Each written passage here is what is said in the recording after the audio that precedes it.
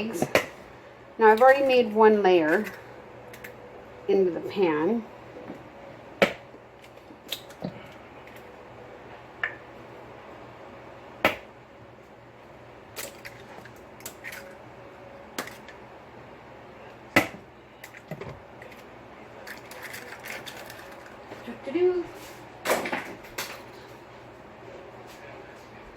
Sorry.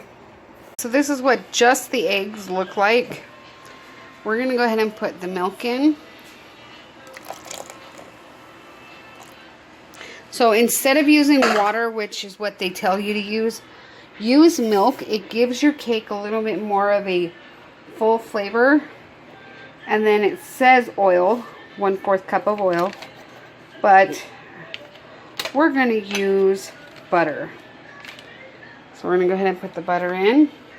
I think it needs a little bit more. Now, I'm good at eyeballing. If you want to measure it out, go right ahead. It's just up to you what you really want. So I'm going to mix that together. Alright, so I've mixed that together. Now, I only use Kelly's Irish butter when I'm cooking for clients. So that you can see, oh, it's really blurry, sorry. But that's what I use. So then I'm going to go ahead and put in their box cake that they chose. Because they wanted this specific box cake. Wow. And then I will mix that together. Now this one is not gluten-free, but you can do this with gluten-free box cake.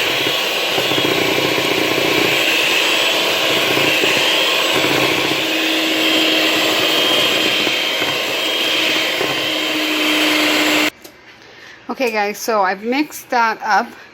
Now we are going to go with a caramel flavoring. What that does is it just makes it more of an antique flavor, which is what we're going for with this cake. It is really blurry. And it's really yummy actually. So I just add a little bit in. I eyeballed it. That's about 2 teaspoons, just a little tiny. Go ahead and mix that up. Alright, so that's mixed in.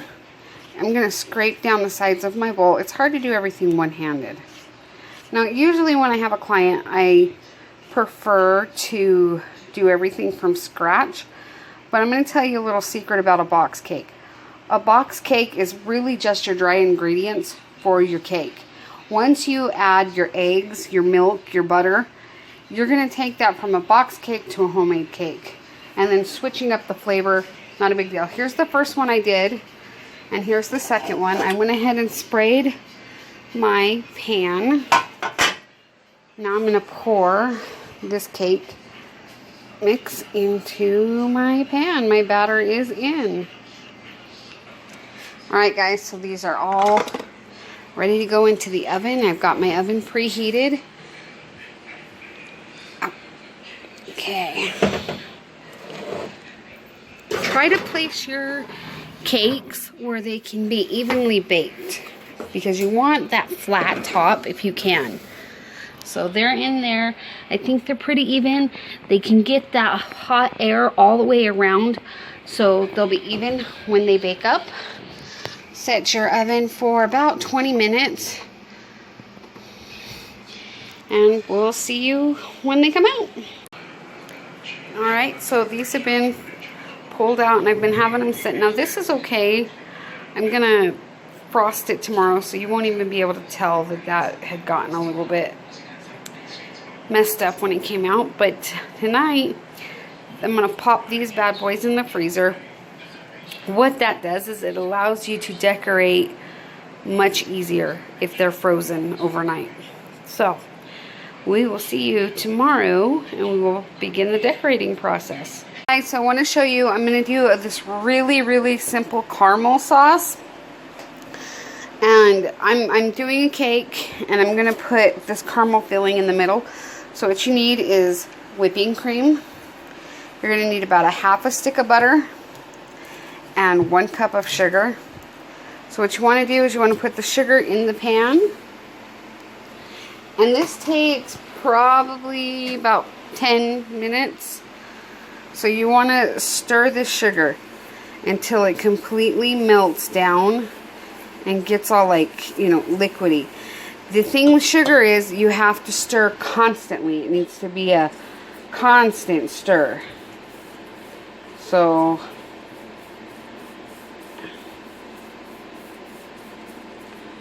but like I said, it takes about 10 minutes. I just barely put the sugar in, so I mean, you watched me do it.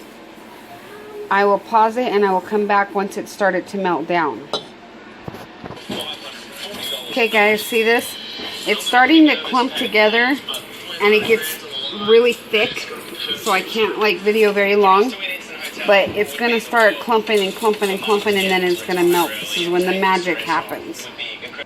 Okay guys, see, it's starting to really come together now. I'm going to give it just a few more minutes, and you really got to stir. Now this has been about 5, maybe 6 minutes. It's really not been that long. So it is just really beautiful. I mean, that's a beautiful caramel sauce. Alright guys, so as you can tell, this is so beautiful. It's got that caramel crystal color. We're going to go ahead and drop our butter in, and it's going to bubble. See this? It's a bubbling, bubble, bubble, bubble, double bubble. Sun, focus. So it's bubbling, and that's what you want. You want to make sure that that's really coming together. Oh, that's beautiful, guys. You can already see that beautiful caramel and just yum. So now you're going to take your third ingredient. Now I want mine super thick, so I wanted to show you. I did measure this out. It is half a cup. Half cup. I want it to be thicker than caramel. And you've got to make sure that your caramel is not, your cream is not cold. Guys, this caramel sauce came out beautiful, and that's going to go right in the middle of the cake. So I'm going to let it cool for a minute while I get the cake set up to put the caramel sauce in the middle. Woo! Hey guys, while that caramel is cooling, I'm going to go ahead and make this simple butter cream frosting, but to compromise with that caramel, because the cake is caramel and the filling is going to be caramel. I've got cheesecake extract I'm going to use in my buttercream. So it's going to start with this butter. I've got 1 cup of butter. Sorry, I'm trying to... 1 cup of butter. I'm going to go ahead and pre-soften that. It's already soft because I left it out overnight. And it's loud. And then you want a bag of powdered sugar. And you're going to go ahead and pour that into your butter. Okay guys, so this is just the butter and the sugar, and I'm going to add this. And I want to show you. This, if you're not careful and you get distracted pretty easily, it can make a huge mess. But it's coming out beautiful. That is like the perfect texture. A little bit, just a little bit. I'm good at eyeballing. If you're not, 2 teaspoons is all you need. So, and that will make that flavor of your caramel. It'll help bring that down. And I did have to put about 3 tablespoons of the heavy whipping cream in, or 4. I mean, just eyeball it. You want that soft texture so that you can spread it. Now because I am going to make all of my frosting this ivory, I'm going to go ahead and put it in while it's mixing. But if you're not, if you want to divide this up, you can put your frosting, your coloring in a little bit at a time and just mix it with a fork. Mama. Oops, guys, sorry. When you're working with these gel colorings, it takes quite a bit. Mama. So I just put like a whole chunk in there like this. And then I mix it around to make sure there's spots that I really get it. So like that. And go ahead and mix it. And the other thing is, when you're working with gel frostings, what I want you to think about is you don't want to open the whole lid because they're going to go bad fast. You want to just do a little part and then just close it up. Make sure your lid is on nice and tight when you put it away. Okay guys, I don't know if you can see it, but it actually is coming out that ivory color, which for this cake is going to be amazing. So it's all mixed up, and I'm going to start the rest of the project. Alright guys, I don't know if this is aimed right. I hope it is. But I wanted to show you, if your cake is not perfectly flat, like this isn't, you want to cut this off. So I'm going to lay this down. I've got everything right in one area.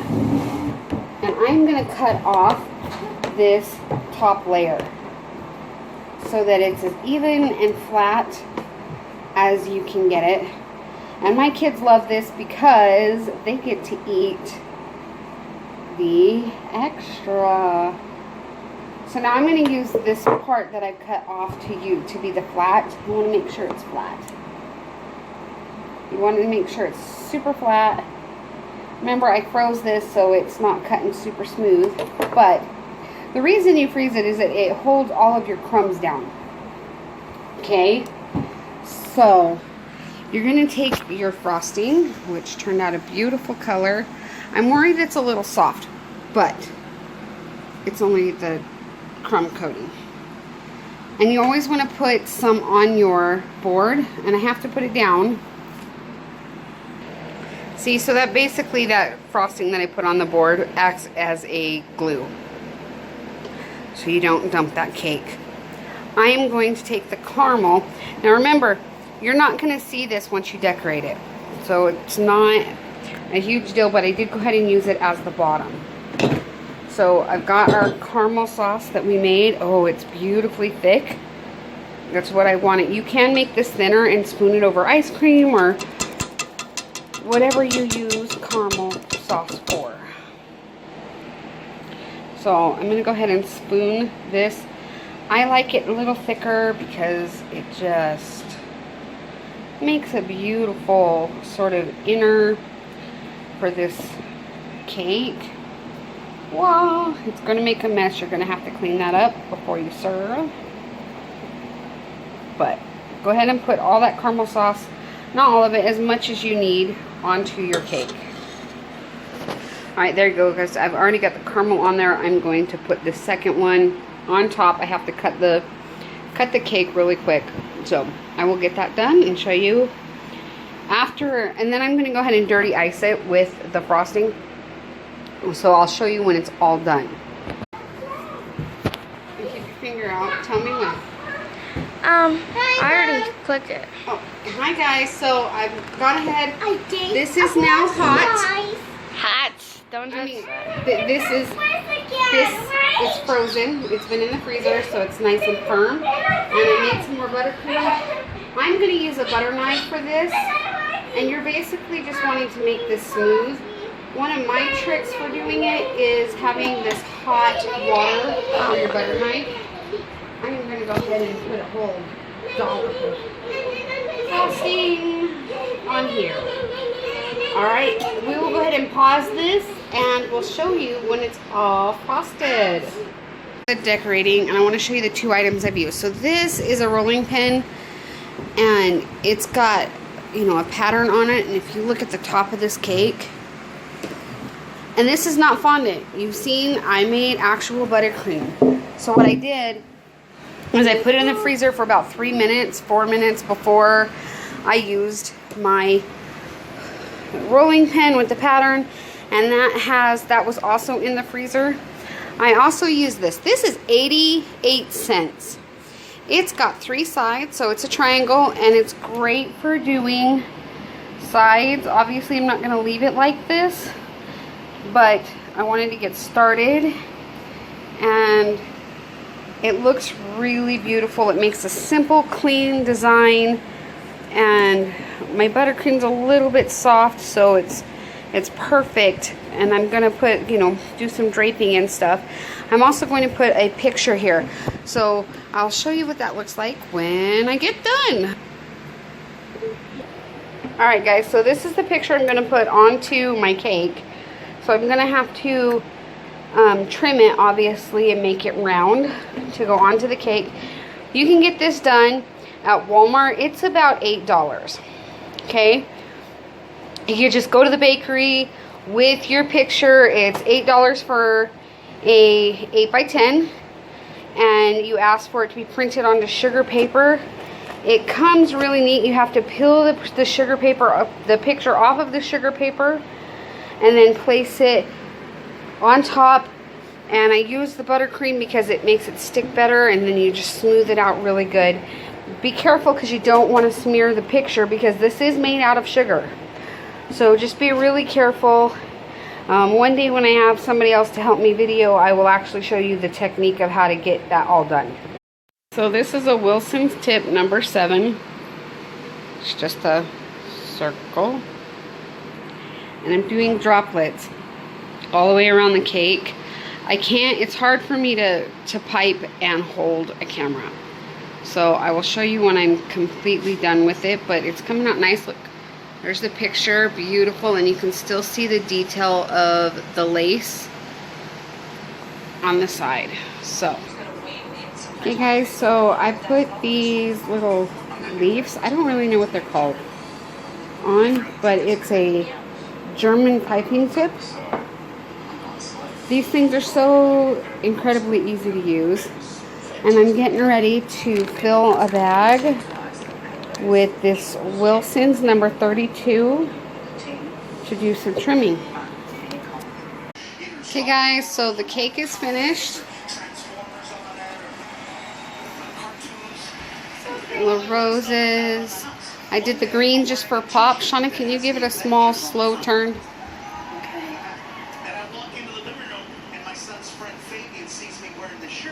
Well, not that slow.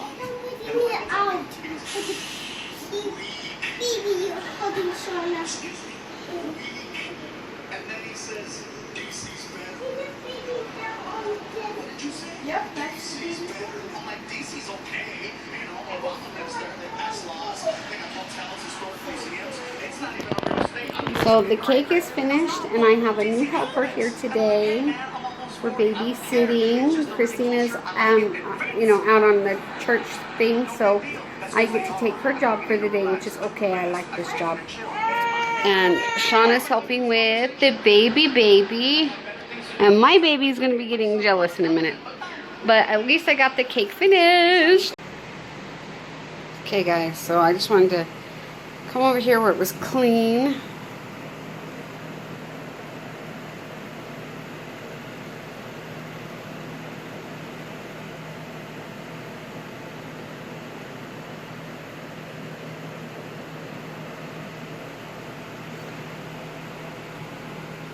It's a beautiful cake. It was a lot of work, and it's beautiful. I love it.